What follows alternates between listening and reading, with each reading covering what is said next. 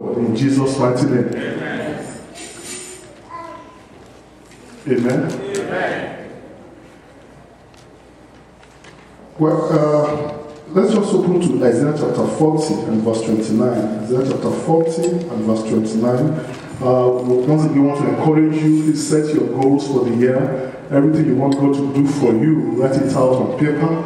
The Bible says, write the vision, make it plain upon the tables, that he may run, that meets it. So it's good to always put down, your career goals, your ministry goals, your family goals, just have goals, things you want to see happen at the end of 2010, write them down. And as a matter of fact, we are going to pray over them next week Sunday. So please write your goals so that by next week Sunday you have it for church, you have it to bring to church, so we can pray together on your goals.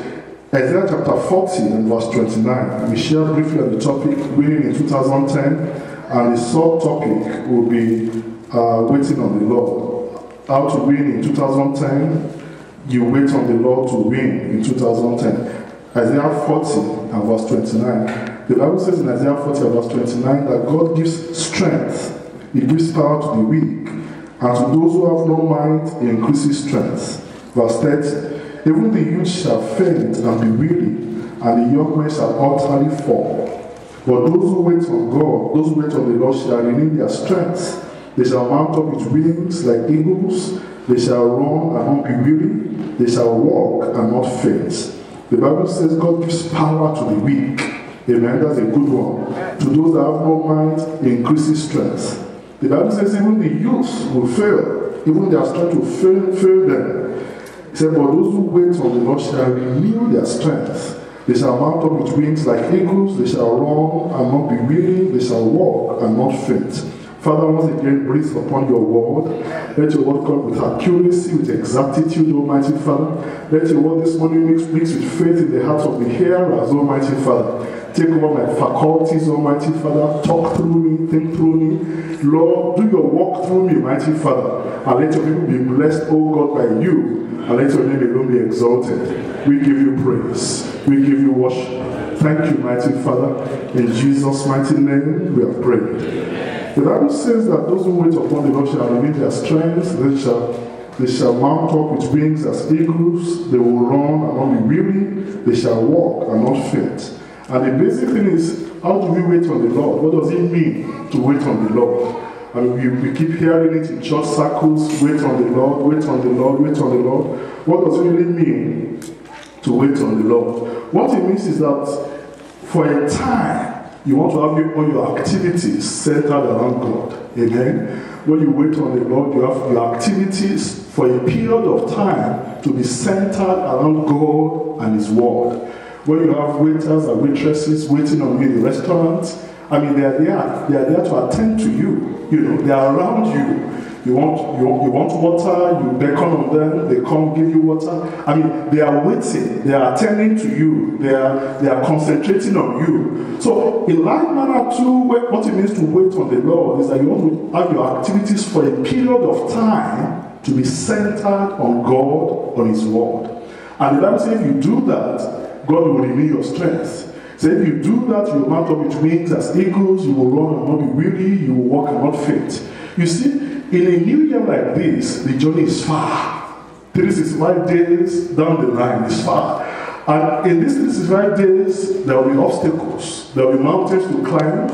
There will be valleys to cross. There will be waters, rivers to cross. There will be challenges. It's just a fact of life. There will be things you have to grapple with. There will be times you'll be discouraged. There will be times you'll be high up on the mountain. There will be times you'll be down in the valley. So preparation is a must. If you want to see the best of a new year, you have to prepare for the year. They always tell us that you don't prepare for war on the day of battle. You have to prepare for war ahead of battle.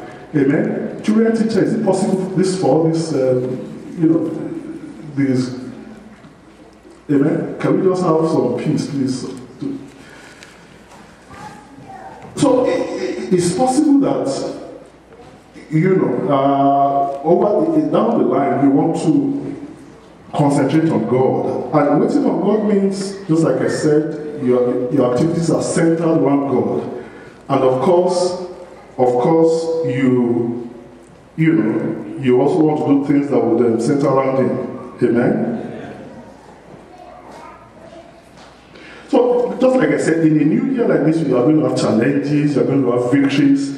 So the best time to prepare is at the start of the year. Amen? It's at the start of the year. You don't prepare for examination on the day of examination. You are prepared for examination ahead of examination time.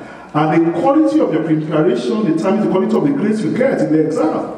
If you prepare poorly, you will get bad grades. You will get the C's and D's. Well, if you prepare well, qualitatively, what happens? You get good grades. So, this time of waiting on the Lord is also time for preparation. Amen? In a new year like this, the journey is far. As you prepare in the start of the year qualitatively, you can be sure at the end of the year you will look back and you will thank God. Now, virtually all the churches in the US they are now beginning to fast for 21 days at the start of every new year. I mean, churches now in the US started that a couple of years back, and they are doing it religiously. And thank God in our own church too, we do that.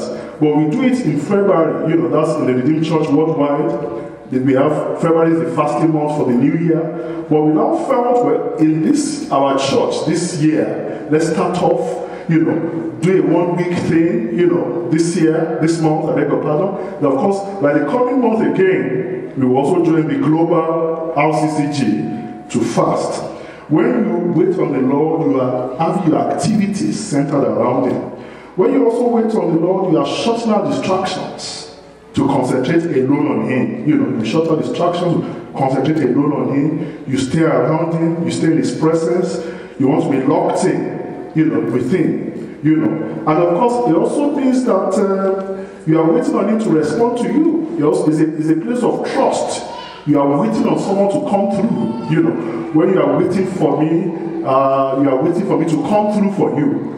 And believe me, when you wait on God, He will always come. The Bible says when the day of Pentecost was fully come, the disciples waited. They stayed, in the upper room for 10 days, waiting on God to show up. And believe me, God showed up. So when you learn to trust God and you wait on Him expectantly, if you wait long enough, you can be rest assured it will show up. And it's my prayer for you this new year, God will show up in your circumstances. He will show up in your situations. You have encounters with God this year you have never had before. You have new encounters, fresh encounters, breakthrough encounters. Every time you need to pray, God will show up to you. Every time you need to pray, you hear His voice tell you, son, daughter, this is the way walking in it in the mighty name of Jesus. It will be a year of spiritual enrichment. It will be a year of spiritual fulfillment. It will be a year of you feeling so close to God. It will be a year that God's presence will be tangible in the mighty name of Jesus. It will be a year that will not be at any crossroads. Anytime you need a decision to be taken, God will come through for you in the mighty name of Jesus. This year will mark a turning point in your spiritual life. You will hear God clearly. You will distinguish His voice among several voices, and the capacity to wait on God that He will give to you this year in the mighty name of Jesus. So the big question is, how do we wait on God? I mentioned it by fasting. Because you see, when you fast, you subdue the flesh. One of the major hindrances,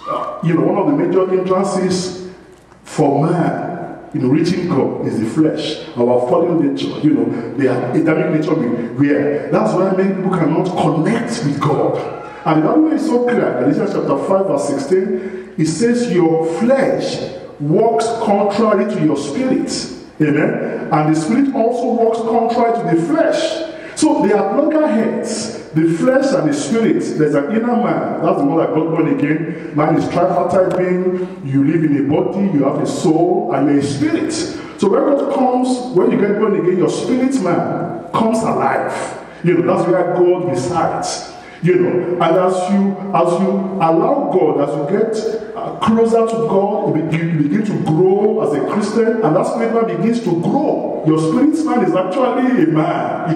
That's what the Bible says when you take on this tabernacle, we are going to take on another one. there's a spirit man, there's a physical man. So the physical man is what we can see.